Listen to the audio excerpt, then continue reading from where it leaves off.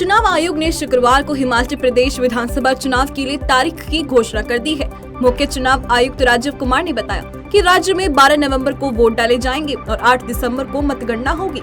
चुनाव आयोग ने कहा कि चुनाव हम फ्री, फेयर और सही तरीके से करवाने का प्रयास करेंगे। बता दें कि हिमाचल में विधानसभा की 68 सीटें हैं और यहां सत्तारूढ़ बीजेपी का मुकाबला कांग्रेस से है। वहीं हिमाचल प्रदेश विधानसभा का कार्यकाल 8 जनवरी को समाप्त हो रहा है। प्रधानमंत्री नरेंद्र मोदी ने शनिवार को वीडियो कॉन्फ्रेंसिंग के जरिए कानून मंत्रियों और कानून सचिवों के अखिल भारतीय सम्मेलन के उद्घाटन सत्र को संबोधित करते हुए कहा कि पीछे हटाने वाले औपनिवेशिक कानून को हटाकर उपनिवेशवाद की बेड़ियों को तोड़ना हमारे लिए जरूरी है, तभी भारत सही मायने में प्रगति कर सकता है। साथ ही उन्होंने कहा कि देश ने 1500 से ज्यादा पुराने और अप्रासंगिक कानूनों को रद्द कर दिया है। इनमें से अनेक कानून तो गुलामी के समय से चले आ रहे थे। देश के लोगों को सरकार का अभाव भी नहीं लगना चाहिए और देश के लोगों को सरकार का दबाव भी महसूस नहीं होना चाहिए।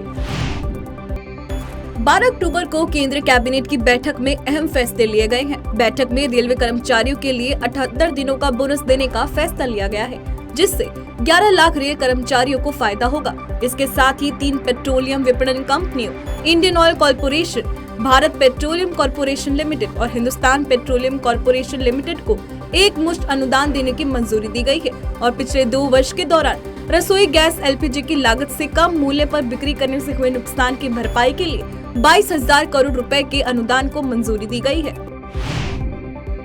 कर्नाटक में शिक्षण संस्थानों में हिजाब बैन के खिलाफ दायर याचिकाओं पर अब सुप्रीम कोर्ट की बड़ी बेंच सुनवाई करेगी।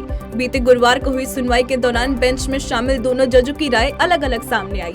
जहां जस्टिस हेमंत गुप्ता ने हिजाब बैन को सही ठहराया, वहीं जस्टिस सुधांशु धूलिया ने कर्नाटक हाईकोर्ट के बैन जारी रखने के आदेश को रद्द कर दिया। ऐसे में अब इस मामले को बड़ी बेंच में भेजा गया है।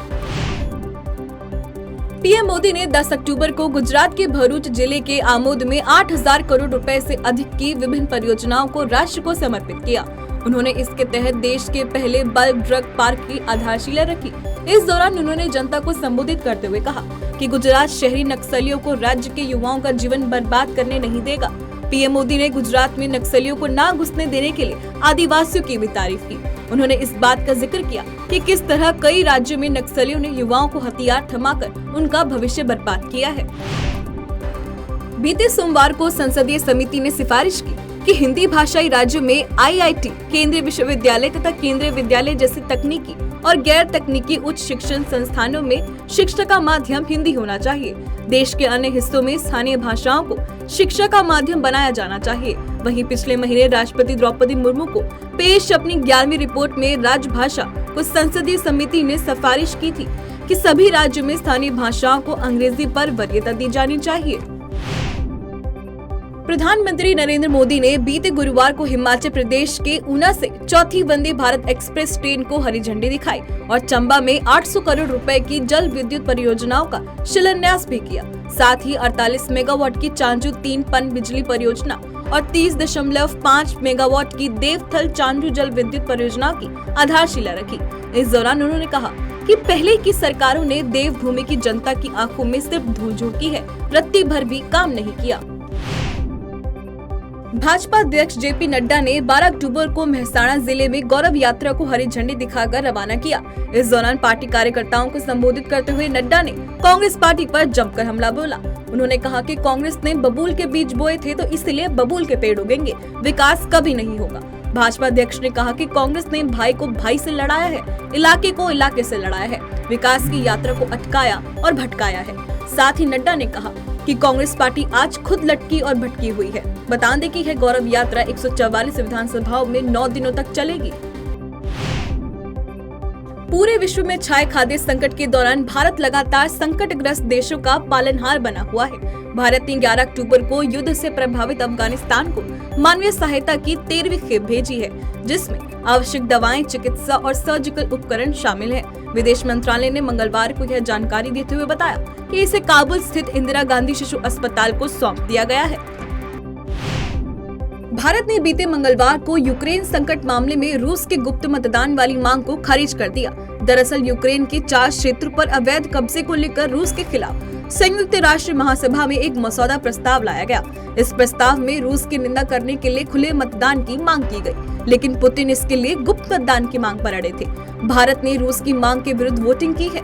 बता दें, भारत सहित संयुक्त राष्ट्र के 107 सदस्य देशों ने खुले मतदान के पक्ष में वोट कर गुप्त मतदान के लिए मॉस्को की मांग को नकार दिया था। वहीं केवल 13 देशों ने गुप्त मतदान के लिए रूस के आह्वान के पक्ष में मतदान किया, जबकि 39 देशों ने इस प्रक्रिया में हिस्सा नहीं लिया। बीते शुक्रवार को केंद्रीय वन एवं पर्यावरण मंत्रालय ने सोनप्रयाग से केदारनाथ तक रोपवे निर्माण की मंजूरी दी। वहीं अब सोनप्रयाग से केदारनाथ के लिए करीब 13 किलोमीटर लंबे रोपवे के बनने से केदारनाथ धाम तक जाने की दूरी 30 मिनट में पूरी की जा सकेगी, जिसे पूरा करने में अभी 8 घंटे लगते हैं। प्रमुख वन सचिव RK सुधांशु के अनुसार केदारनाथ धाम रोपवे के निर्माण में 1200 करोड़ रुपए की लागत आएगी, जिसके लिए NHAI की agency national highway logistics management limited ने दोनों रोपवे की DPR तैयार की है। उत्तर प्रदेश में मदरसों के सर्वे का काम तेजी से किया जा रहा है। जिला अल्पसंख्यक कल्याण अधिकारी और SDM मिलकर सर्वे कर रहे हैं।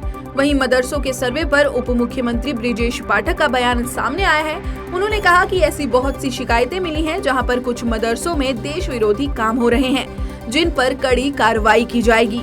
बता दें, सरकार की ओर से मदरसों को नोटिस जारी कर 15 अक्टूबर तक जिला अधिकारी को अपनी रिपोर्ट सबमिट करने को कहा गया है। वहीं 30 अक्टूबर तक सभी जिला अधिकारी अल्पसंख्यक कल्याण विभाग को अपनी रिपोर्ट सौंपेंगे। 11 अक्टूबर को पश्चिम बंगाल में शिक्षक भर्ती घोटाले में कथित धन शोधन के विभिन्न पहलुओं की जांच कर रहे प्रवर्तन निदेशालय ने राज्य में सत्तारूढ़ पार्टी तृणमूल कांग्रेस के विधायक माणिक भट्टाचार्य को गिरफ्तार किया है। भट्टाचार्य नदिया जिला के पलाशीपारा से विधायक हैं और पश्चिम बंगाल माध्यमिक शिक्षा बोर्ड के पूर्व अध्यक्ष हैं। उत्तर प्रदेश में भारी बारिश और बाढ़ से इस बार किसानों की लाखों रुपए की फसल बर्बाद हो गई, जिसे लेकर CM योगी आदित्यनाथ ने सभी बाढ़ प्रभावित किसानों को राहत देने की घोषणा की है। बुधवार को हुई उच्च स्तरीय बैठक में मुख्यमंत्री ने निर्देश दिए हैं कि मंत्री समूह अपने प्रभार वाले मंडलों, जनपदों में तत्काल दौरा कर राहत एवं बचाव के प्रयासों को और बेहतर बनाने में सहयोग करें। साथ ही CM ने बाढ़ से प्रभावित सभी जिलों में राहत एवं पुनर्वास कार्य तेज करने के लिए अधिकारियों को भी सख्त निर्देश दिए हैं। बीते गुरुवार को नेशनल ग्रीन ट्रिब्यूनल यानी NGT ने दिल्ली की 3 लैंडफिल साइट से कूड़ा न उठा पाने पर दिल्ली सरकार पर 900 करोड़ रुपए जुर्माना लगाया है। न्यायमूर्ति आदर्श कुमार गोपाल की अध्यक्षता वाली पीठ ने बुधवार को कहा कि गाजीपुर, भलसवा और ओखला में 3 डंप साइटों पर लगभग 80% कचरे का निस्तारण नहीं किया गया था। साथ ही NGT ने कहा कि ये नागरिकों के अधिकारों का उल्लंघन है। पीठ ने कहा कि स्वास्थ्य की रक्षा न कर पाने के लिए दिल्ली सरकार के स्वास्थ्य विभाग और दिल्ली नगर निगम दोनों जिम्मेदार हैं। कोरोना के बाद भारत में आर्थिक गतिविधियों की रफ्तार पकड़ने के कारण कर संग्रह में तेजी से वृद्धि हो रही है। केंद्रीय प्रत्यक्ष कर बोर्ड यानी CBDT ने बीते सोमवार को बताया कि इस वित्त वर्ष की शुरुआत से अब तक सकल कर संग्रह में 23.8% की बढ़ोतरी हुई है। कर संग्रह में वृद्धि होना भारतीय अर्थव्यवस्था में मजबूती को दिखाता है। सरकार की ओर से जारी किए गए प्रत्यक्ष कर संग्रह के आंकड़ों में बताया गया कि 1 अप्रैल से 8 अक्टूबर के बीच पिछले वर्ष के मुकाबले कॉर्पोरेट टैक्स में 16.74% और पर्सनल इनकम टैक्स कलेक्शन में 32.30% की बढ़ोतरी हुई है। भारत के अक्षय ऊर्जा क्षेत्र में संभावनाएं देख कंपनियों ने निवेश शुरू कर दिया है। अब कोल इंडिया राजस्थान के बीकानेर में 1190 मेगावाट क्षमता का सोलर पावर प्लांट स्थापित करने जा रही है। कंपनी ने इसके लिए 5400 करोड़ का राजस्थान विद्युत निगम से मेमोरेंडम ऑफ एसोसिएशन भी साइन कर लिया है। यह अनुबंध केंद्रीय कोयला मंत्री प्रहलाद जोशी और राजस्थान के मुख्यमंत्री अशोक गहलोत की उपस्थिति में हुआ है। देश की बेटियां खेल के क्षेत्र में भी भारत का नाम लगातार रोशन कर रही हैं। मिस्र की राजधानी काहिरा में अंतर्राष्ट्रीय शूटिंग स्पोर्ट्स फेडरेशन द्वारा आयोजित ISSF 2022 अंतर्राष्ट्रीय शूटिंग प्रतियोगिता में भारतीय महिला टीम ने 25 मीटर पिस्टल प्रतियोगिता में जूनियर वर्ग में कांस्य पदक जीता है। ईशा सिंह, नामिया कपूर और विभूति भाटिया की तिकड़ी ने मैच में जर्मनी की टीम को 17-1 से हराकर पहले ही दिन भारत के नाम पदक तालिका में लिखवाया है। भारत का क्रिकेट जगत एक नया इतिहास लिखने जा रहा है। महिला भारतीय प्रीमियर लीग का पहला आयोजन 2023 में किया जाएगा। इस प्रतियोगिता में 5 टीमें खेलेंगी। प्रतियोगिता में 20 मैच होंगे और 2 स्थानों पर खेले जाएंगे। यह सीजन महिलाओं के T20 वर्ल्ड कप के बाद और पुरुष IPL 2023 से पहले खेला जाएगा। भारत के दर्शकों का इतिहास के प्रति रुझान लगातार बढ़ता जा रहा है। यह प्रमुख कारण है कि चियान विक्रम और ऐश्वर्या राय अभिनीत फिल्म पोन्नियिन सेल्वन 1 ने भारत में 230 करोड़ की कमाई की है। इतना ही नहीं, फिल्म 13 दिन में कुल 410 करोड़ की कमाई कर चुकी है।